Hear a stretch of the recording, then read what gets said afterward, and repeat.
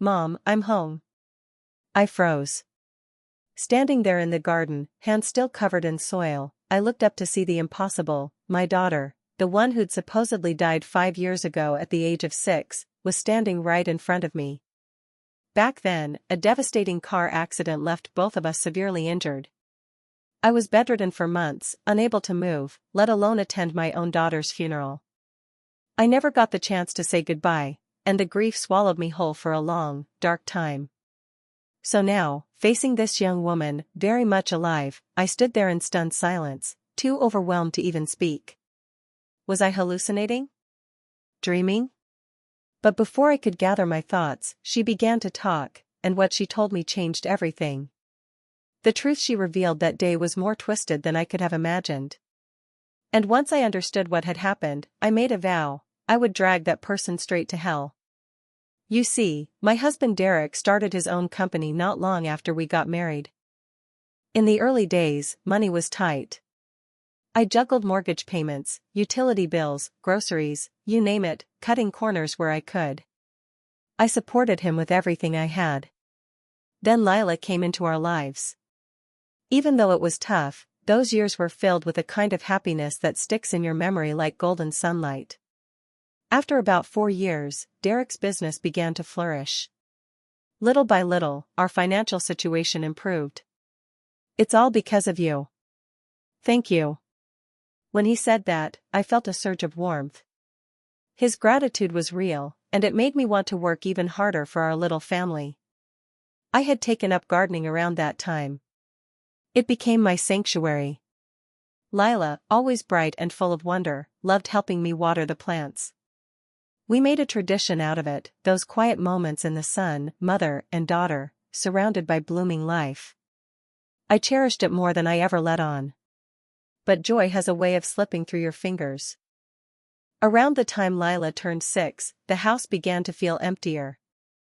Derek had started staying out late.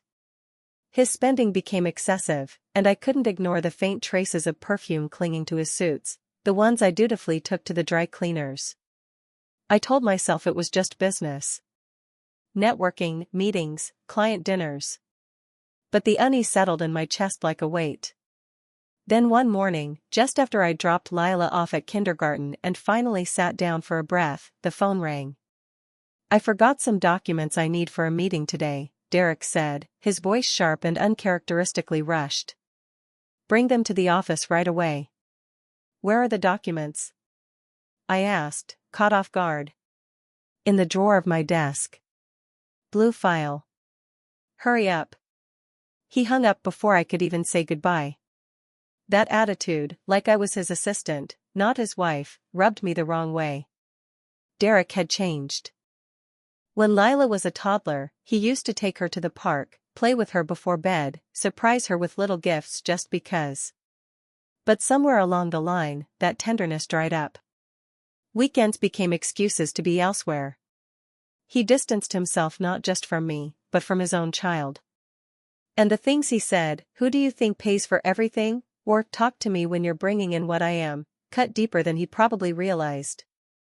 Still, I found the documents, took them to his office like he asked, then headed out to buy a school bag for Lila.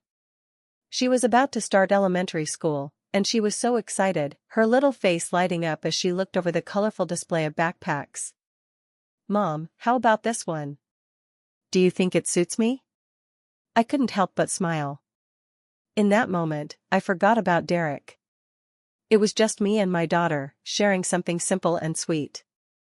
The lavender bag with the lace trim was charming, but she also liked the pink one with embroidery.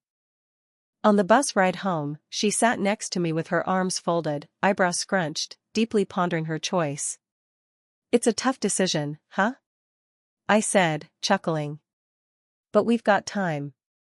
You can think it over." "Yeah," she replied with a little nod. "I'll find my absolute favorite." We got off at our usual stop. The air was warm, and we were only about 5 minutes from home when the sound of a revving engine suddenly tore through the calm. I turned to look, and that's when I saw it. A sports car, racing toward us at full speed. There was no time to think. No time to scream. Instinct took over. I threw my arms around Lila, shielding her. People on the sidewalk were shouting, their voices sharp and panicked. And then, impact. A searing pain ripped through me.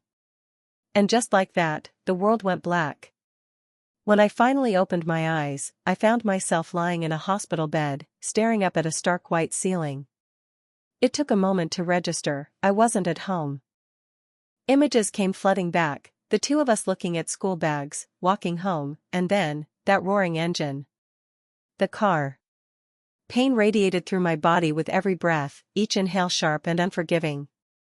I couldn't move much, but the only thought in my mind was, is Lila okay? I pushed the nurse call button, wincing as I reached for it. A nurse and doctor rushed in, voices calm but urgent, promising they'd contact Derek immediately. Turns out, I'd been unconscious for 3 days. About 30 minutes later, Derek finally walked into the room. He paused at the door, glanced at me, and muttered, "So you're alive," before letting out a long, heavy sigh. I didn't have the strength to be angry. My throat was dry, my voice weak. "What about Lila?" I asked, barely above a whisper as he approached the bed. Without looking me in the eye, he spoke flatly, his gaze drifting somewhere far beyond me. "She was already gone by the time I got to the hospital." His words landed like a blow. He explained that when the ambulance arrived, Lila had been in critical condition. The doctors did everything they could, but it wasn't enough. And just like that, she was gone. I understood what he meant, but the shock was so deep, my tears didn't even come. It felt surreal, like I was trapped in some cruel, endless nightmare. By the time I was discharged from the hospital a month later, the funeral had already been held. I never even got to say goodbye.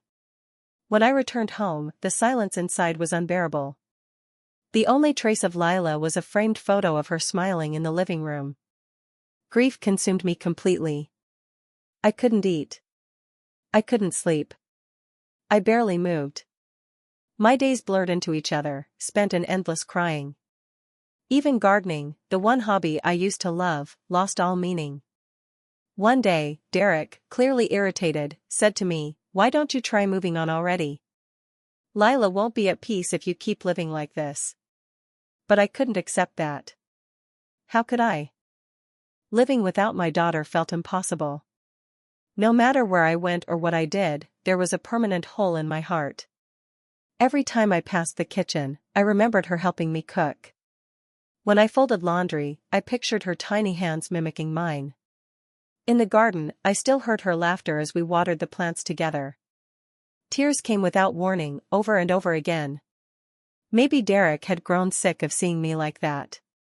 He started staying out more, sometimes not even coming home at night. Still, time passed. Nearly 5 years after losing Lila, my heart began to slowly mend. I found myself returning to the garden, hands in the soil again, rediscovering small moments of peace. Who would have guessed that tending to plants could feel like tending to wounds? Lila used to help me water them, too. She was still in my thoughts every day, but now, the memories brought warmth more than pain. I didn't cry like before. I was learning to carry my grief differently. One bright morning, I was out in the garden rearranging flower pots, enjoying the good weather and experimenting with different placements. That's when I heard a sound, someone opening the side door that connected the garden to the parking lot. I looked up, expecting maybe a neighbor or a delivery person. But instead, I saw her. Lila. Older now, clearly grown, but unmistakably her. My daughter. The same eyes. The same presence. She stood there, hesitating for a moment, then softly called out, "Mom. I'm home." I couldn't speak. I couldn't move. I just stared, completely stunned, wondering if my mind had finally broken under the weight of grief. Was this a ghost? A hallucination? How? That was all I could manage. "Mom, please," she said gently, "you need to listen carefully." Then she told me the truth, one so disturbing it lit a fire of rage in my chest like nothing I had ever known. Everything, every detail surrounding her supposed death, had been part of a cruel scheme. Planned and carried out by Derek. It was unforgivable. At that moment, I made a decision. I would make him pay. From now on, my life wouldn't be about mourning.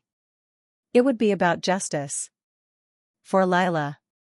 For everything he stole from us. I wouldn't shed another tear. A few weeks later, Derek did something rare. He spent his day off at home. "Honey," I said casually, "can we talk for a minute?" He barely looked up from the sofa where he was lounging, eyes on the TV. I walked over and dropped a stack of photographs onto the coffee table in front of him. They showed Derek entering different houses and supermarkets, always with the same unfamiliar woman. "What are these?" he asked, still relaxed, though his voice was tinged with annoyance. "I followed you." "Took them myself," I replied coolly. "You've been coming home late, or not at all, way too often." "I figured it out." He picked up one of the photos and actually laughed. A cold, hollow sound. "Ever since Lila died, you've been moping around with that miserable face. Who'd want to come home to that?" Then, tapping the photos like they were nothing more than mild inconveniences, he added, "That's a house I'm renting near the office for work." "The woman?" "Just a housekeeper." "Well, of course she's coming in and out of the house," Derek said with a smug shrug, brushing off the accusation like it meant nothing. He looked at my quiet expression, misread it as submission, and flashed a confident smirk. "Those pictures? They don't prove anything."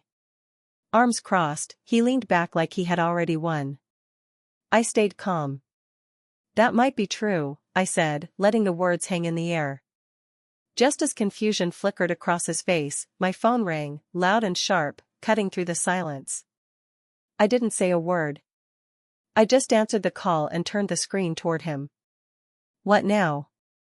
"Is this conversation over?" he grumbled, growing irritated. But the moment he saw the video screen, his entire expression shifted. There, on the screen, was Lila. "Hello, Mom," she said. I had asked her to call me at just the right moment. Derek looked stunned, completely thrown off. You see, when Lila first came to see me, I noticed she had a smartphone hanging from her neck. She told me Derek had been managing her phone account. So, we came up with a plan, clever but simple. We added each other's numbers under fake names, hiding them from Derek's watchful eye. "I might have looked past the affair," I said, locking eyes with him, "but lying to me about our daughter's death? That I will never forgive."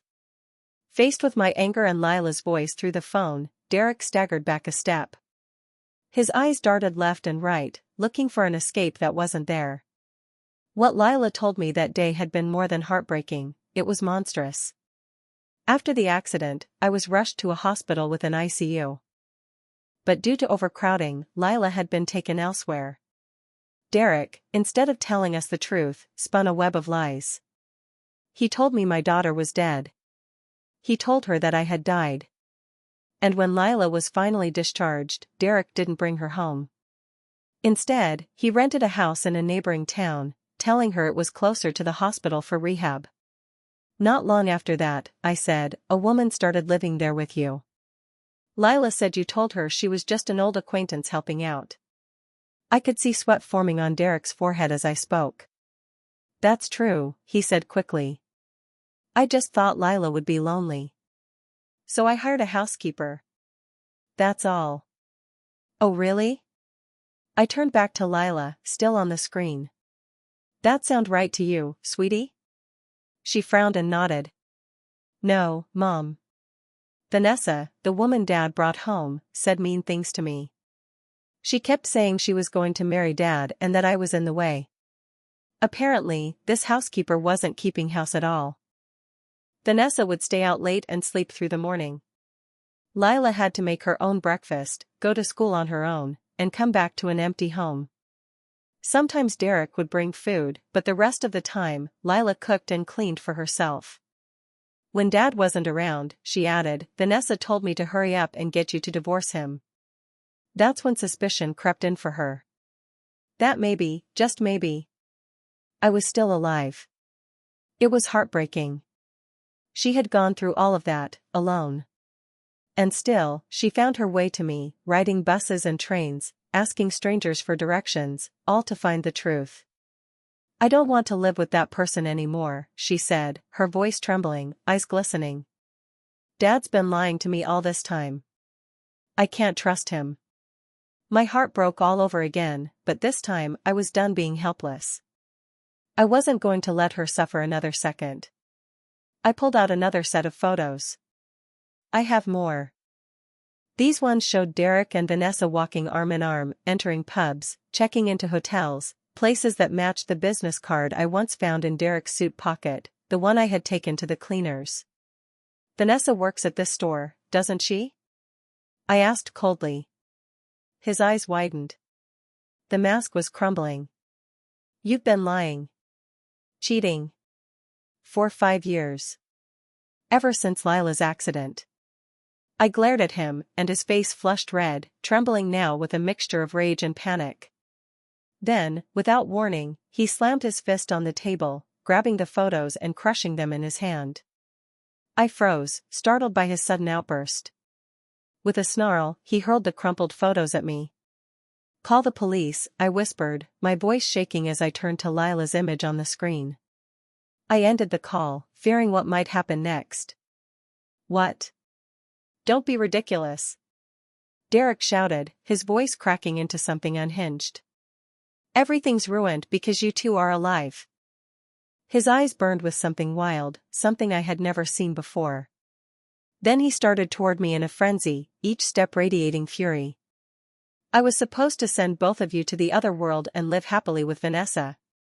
His words hit me like a slap. For a moment, I couldn't breathe. I had prepared myself for betrayal, but this? It wasn't an accident. The crash that changed everything had been orchestrated. He confessed that he had arranged for one of Vanessa's acquaintances to run us over, intentionally. But things hadn't gone as planned. Though Lila and I were seriously hurt, we had survived. Our lives were never truly in danger. Faced with that failure, Derek had scrambled to cover his tracks, leading a double life, one foot in our home, the other in his lover's. Even the story about Lila's funeral? A complete lie. "If you two had died as planned," he spat, "I would have gained everyone's sympathy, and the insurance payout." His face twisted with frustration as his hands curled into fists. "Too bad your plan didn't work out," I said, standing my ground. My voice was cold, unwavering. "I can't live with you anymore. I've already spoken to a lawyer. You'll be paying alimony and child support properly." That set him off. He grabbed the remote from the table and hurled it at me. I managed to duck just in time. The remote slammed against the wall with a sharp crack. "Don't run away," he bellowed, lunging for a nearby vase. But then, like a divine answer, we heard it, the wail of police sirens growing louder. Derek froze. His eyes darted toward the window, panic beginning to creep into his features. "You actually called the cops?" he stammered, voice trembling. Is she turning me in?" His bravado collapsed. His face turned pale, and suddenly all he could think about was himself. "Please, don't do this," he pleaded, desperation taking over. "I'll lose everything, my company, Vanessa, everything."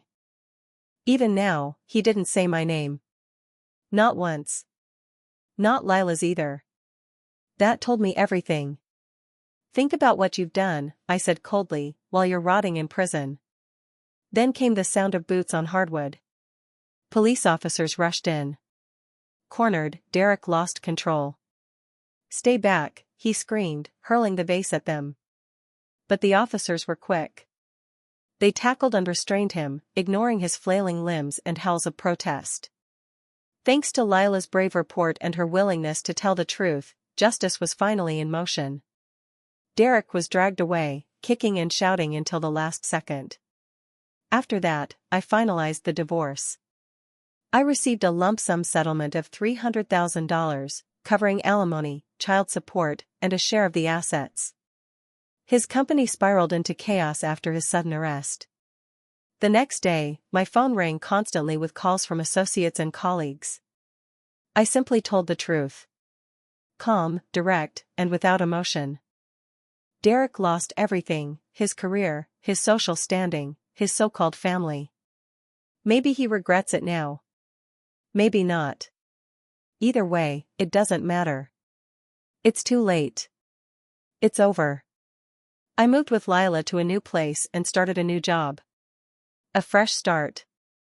Every day now, I come home to my daughter's smile. It's the kind of joy I once thought I'd never feel again. "We're having macaroni and cheese for dinner tonight," I said cheerfully, setting the table. Lila lit up with a grin. Yay. Just a simple moment. A simple exchange. But to me, it means everything. Ordinary conversations. Her laughter. Her presence. Those are my greatest treasures now.